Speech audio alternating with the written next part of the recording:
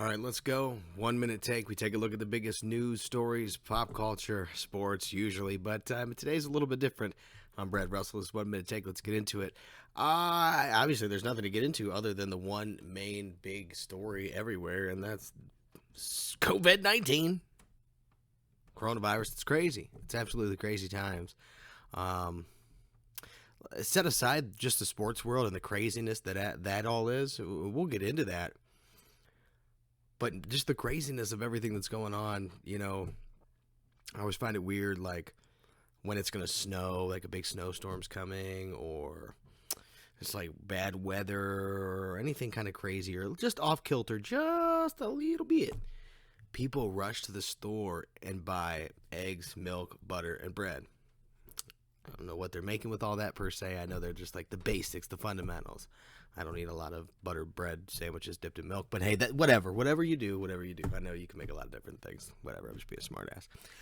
Nevertheless, it's just so crazy to me, and that is going on to the 10th degree. It's way past just, hey, there's a blizzard coming, or way past, I don't even know. I'm trying to think of something else that I remember people going to the store and buying massive amount of groceries and water, and for some reason, toilet paper, even though zero connection to the coronavirus and its symptoms to toilet paper. But man, if they ain't buying the shit up, I'm telling you, it's flying off the shelves. At some point I need a little extra cash, I'm gonna start slanging toilet paper on eBay. It seems to be the move.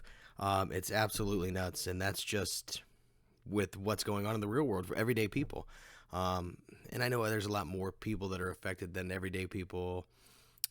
Whether they're in Vegas, whether they're sports administrators in the NCAA, whether they're coaches, players, everybody's been touched by this. So that's what's so kind of crazy about something like this. It literally has some kind of effect or has touched somebody somehow. And we might just be at the tip of the iceberg here. I don't know. It might be something that blows over. Could it be the next SARS, bird flu, swine flu, H1N1, whatever? Could it just be one of those things that are going to come and pass? If so, that'd be great, because I really feel, and not to dismiss any of those things, but I don't think that they carried the weight that the original thought that they were going to really lived up. It never lived up to what the billing was of how horrible it could have been, but this one seems different. It feels different. People are acting a little bit different. Everything is closing. Kids are going to be off school for 3 weeks here in the state of Ohio. No March Madness. MLB is pushed back. The NBA stopped all their games. No conference tournaments. It's absolutely crazy to me. All the money, the revenue, everything is going to be missed and everything that's going to be lost. And I understand it's for preventative measures for the benefit of everybody. And selfishly, I still want all those events to go on. I love those things. I love March Madness. I love filling out my bracket. I love getting excited about games and teams that I haven't watched all damn year. And I have no clue who they are because they're in a conference nobody watches and nobody plays their games. But I mean, who doesn't love March Madness? And again, it's my own selfishness that wants it. But I would, oh my God. That's new. I'm just going to leave that in there. Why not? That'll be great for the video. Let me know if you watched up to the 3:13 mark and the painting fell off the wall. No idea why or how, but it did. Anyway, back to what we were saying.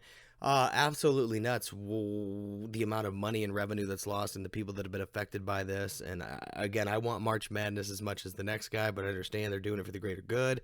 But just for me, the one thing that kind of weirds me out is they talk about the actual virus and what it can do and what it is like.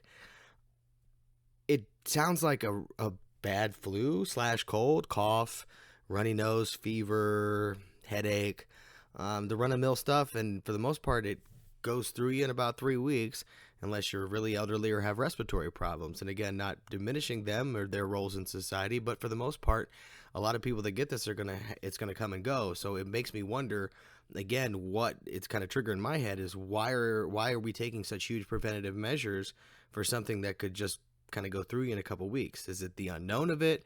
What is it? Why are we making all these? I mean, these are drastic things.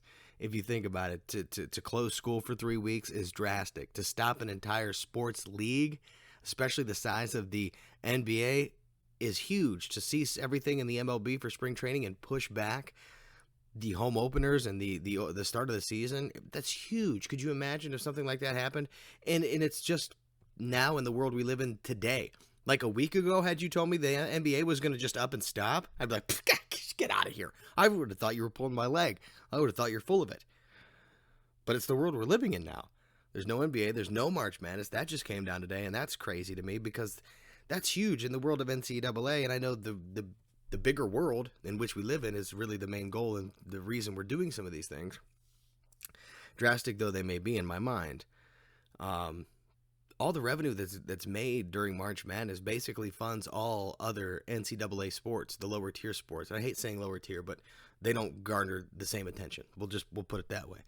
That's what funds your field hockey, your track and field, your lacrosse, all those things gets basically funded by the money that comes in during March Madness for a lot of these schools and for the NCAA, and the money that gets put back in, and the amount of money that is garnered for the TV contracts. It's so mind blowing to me that all that's going to stop. But they just canceled it too. It's not like they're like, hey, we're going to try to push it back a couple weeks. And my question too is not only is it worse than what they're saying just because they are taking these drastic measures, and to what end do these measures stop? When will there be? I know they've just pushing, like, there seems to be a magic April 15th date that sticks out in my head. It seems to be the one that I'm hearing the most about. Like, what is it about April 15th that is so huge? What is that? That's a month and 3 days from now exactly, because I'm recording this on the 12th. What's going to change in that amount of time? What's going to change in 2 weeks? I don't know. What's going to change in 3 weeks when kids go back to school? How many kids are really, I mean, and that's, you want to talk about people that I feel bad for. And again, put the sports world aside, every mom and pop out there, every mom and dad, they're going to have to figure out what to do with their kids if they've had set up situations where the kids go to school and then they go off to work, because not a lot of businesses are just up and closing for this, at least not yet. And I hope they don't, because that's going to have another huge hit on the economy. I'm not even going to get into the oil stuff today. It's not really my thing.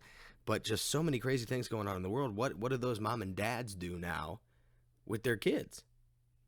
I could see a scenario too where, for me, for example, I have 4 kids. My very youngest 4-year-old, good way to keep track of your 4 kids. Nevertheless, my youngest 4-year-old is in preschool. I can see where people go to their local preschools because they have the one that my son goes to. They're planning on staying open as long as they can. They've increased, their disinfectant. They've got Purell. They're washing hands. They're teaching kids. It's a teachable moment for a lot of this.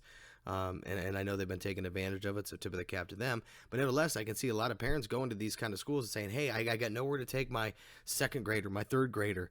Can you watch them? I'll give you extra money to do that. And then you're just kind of funneling all those kids into a smaller area in my mind. I don't know if that's exactly how it's going to be, but I wonder what a lot of these kids are going to do. Are they just going to be staying home unsupervised? What are they going to do? They're going to end up gathering somewhere, especially the teenage kids with licenses, kids with access to cars. They're not going to sit in their house for 3 weeks.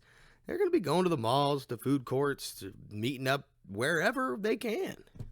And I do think we still need to find a way to get kids out, burn some energy. I plan on taking my kids to the park, doing some running, whatever I can do to try to get them out, burning energy, and try to keep it normal as possible.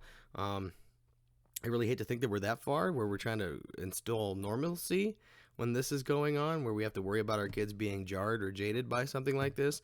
But what a crazy time we're living in. Would love your thoughts, your reactions to this video.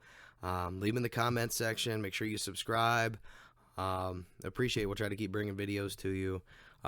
Thanks. Just give me your thoughts on coronavirus. Is it more than what they're telling us? What is the 3-week sabbatical going to do? At what end are we doing this? And how crazy? And what's the one thing that kind of sticks out to you about this whole situation? 1 minute take, extra long edition today. I'm Brad Russell.